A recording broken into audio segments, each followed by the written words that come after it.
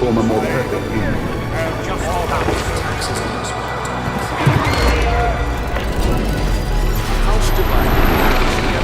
Sure, they can get emotionally sensitive.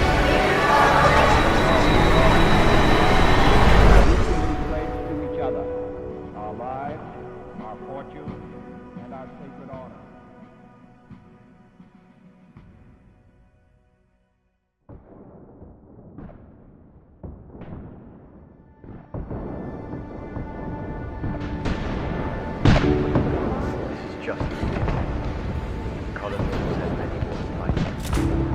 The spring of 1775, 250 years ago, was a tenuous tipping point that could have gone either way. After the skirmishes at Lexington and Concord, Massachusetts wondered if it would stand alone. Its legislature petitioned the Second Continental Congress to create a national army. As the army now collecting from different colonies is for the general defense of the right of America, we would beg leave to suggest you're taking the regulation and general direction of it. This was a bold step toward the unification of the 13 colonies into a national government. While it waited for an answer, Massachusetts appointed French and Indian War veteran Artemus Ward to command the growing assemblage of troops surrounding Boston.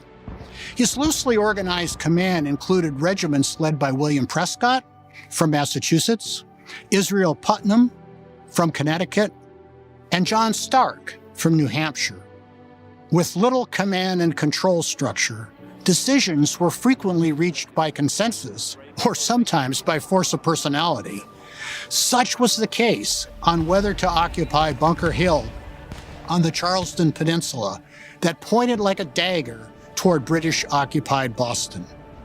Whoever controlled these heights controlled Boston, but for weeks both sides had left them unoccupied. Finally, General Thomas Gage, the British commander, decided to act. The British plan was to seize the hills at Dorchester to the south, and then launch an assault against Bunker Hill. The Dorchester attack was planned for the morning of June 18th, without much concern as to what General Ward's troops might be doing in the interim. For 2 days before this planned attack, at the urging of Prescott and Putnam, Ward agreed to fortify the Charleston Peninsula and its 110-foot high point of Bunker Hill. Putnam, who was itching for an all-out fight with the British, pushed for the construction of the main fortifications on a slightly lower knoll closer to Boston that would later be called Breed's Hill. On the rebel side, Ward's soldiers were still less an army than a loose band of partisans. Hardy in the cause, as one termed it. Few had uniforms. Most were in everyday work clothes. All carried muskets brought from home. Some of the weapons were older than the men who shouldered them. Almost no one had bayonets.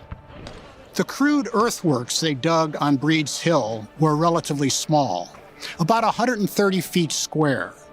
The main weakness was that its northern slopes fell gently toward the Mystic River, offering an avenue from which an attack could surround the position and cut it off.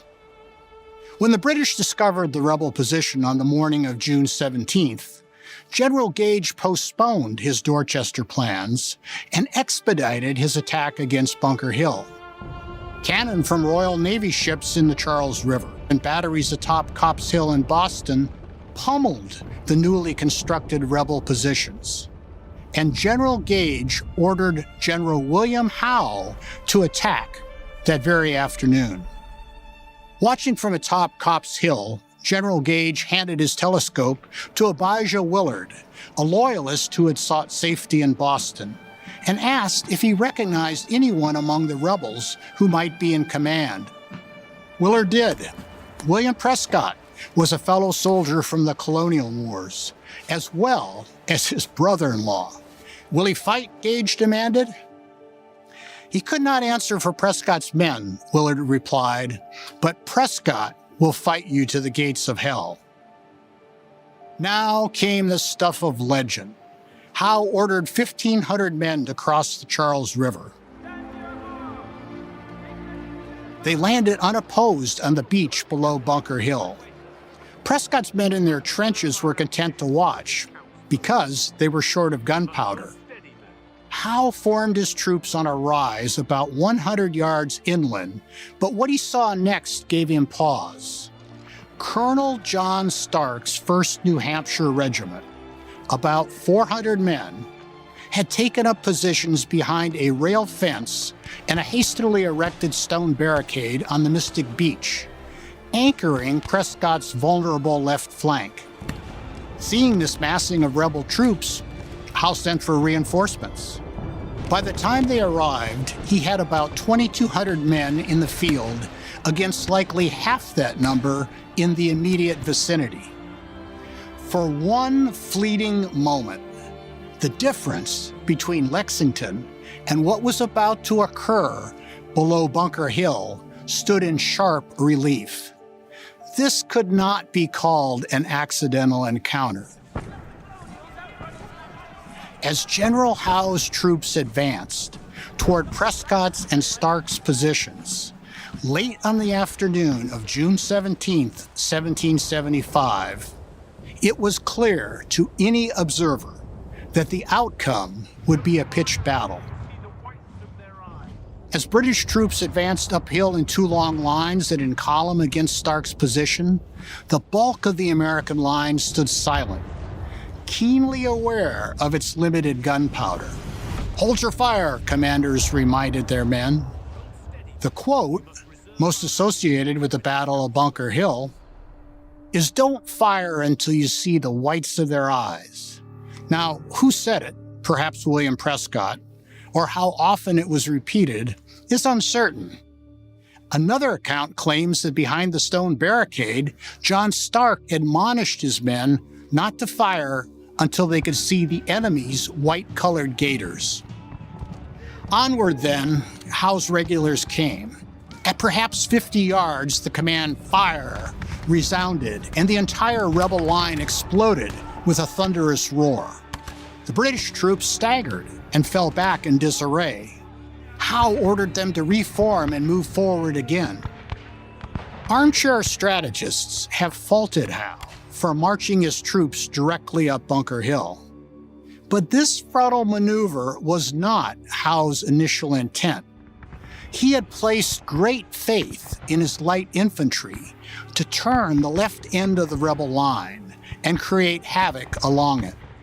After that, the heavy grenadier companies were to bulldoze through with fixed bayonets.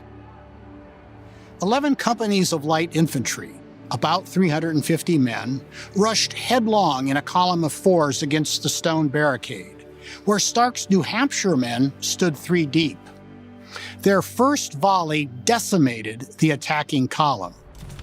As other companies moved forward to take his place, they gained no more than a few yards before more volleys rent the air. The British infantry struggled onward, but the New Hampshire lads stood firm as granite. The grenadier companies on the slope above heard these musket volleys without seeing the results. Howe indeed intended for the grenadiers to sweep through the rebel line and circle behind the trenches. But as the light infantry attack collapsed, the grenadiers too were thwarted by concentrated fire. After the second attack also failed, Howe ordered a 3rd charge directly against the earthen fortifications.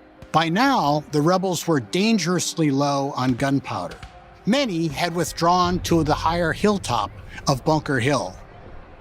Prescott was down to about 150 men. What ended resistance there was neither a lack of courage nor unstoppable British resolve, but rather a shortage of gunpowder. The remaining defenders lost their lives to British bayonets. By evening, the Charleston Peninsula was in British hands, but the rebels had fought a fighting withdrawal and established defensive lines. On the British side, there was a dazed sense of disbelief. The slopes were littered with red uniforms of the dead and dying. General Howe was in denial. He had won the field, but at a staggering cost. The Battle of Bunker Hill was, his fellow General Henry Clinton opined, a dear-bought victory. Another such would have ruined us. After Bunker Hill, there was no doubt that this was all-out war. Some suggest the military importance of Bunker Hill is overstated. Yet American history has long celebrated it, and the public recognized it with the same reverence accorded Yorktown, the Alamo, and Pearl Harbor. If one counted only control of the battlefield, Bunker Hill was a British victory. But for the rebel psyche of 1775, the battle was a huge morale boost. As the first major clash between rebel forces and British regulars, Bunker Hill showed that those who would increasingly call themselves Americans could hold their own. The American Revolution was not begun on Bunker Hill. It certainly was not decided at Bunker Hill.